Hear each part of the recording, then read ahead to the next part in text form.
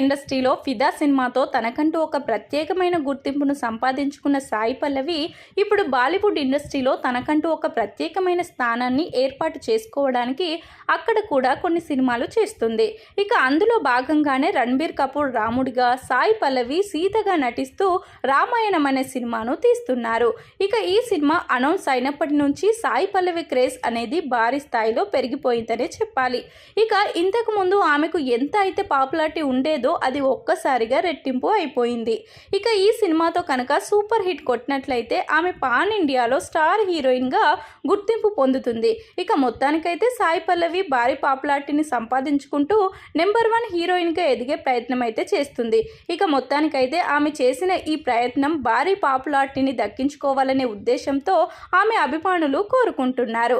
ఆమె చేస్తున్న ఈ సినిమాతో భారీ సక్సెస్ని కనుక సాధించినట్లయితే ఆమెను మించిన హీరోయిన్ మరొకరు లేరు అనేంతలా ముందుకు దూసుకెళ్తుంది. ఇక తెలుగులో ఆమె చాలా మంచి హీరోయిన్గా గుర్తింపు పొందింది. ఇక సాయి పల్లవి అంటే గ్లామరస్ పాత్రలు కాకుండా ఇంపార్టెంట్ క్యారెక్టర్లు మాత్రమే చేస్తుంది అనే మంచి గుర్తింపు అయితే పొందింది. ఇక మొత్తానికైతే ఆమె చేసిన ప్రతి సినిమా కూడా తెలుగులో తనకు ఒక మంచి పాపులారిటీని తీసుకొచ్చి పెట్టింది. కాబట్టి ఇక మీదటి నుంచి కూడా ఆమె ఎప్పుడూ అలాంటి పాత్రలే చేయాలని చూస్తుంది. ఇక ఇదిలా ఉంటే ఆమె తెలుగులో నాగ చైతన్యతో తండేల్ అనే సినిమా చేస్తుంది.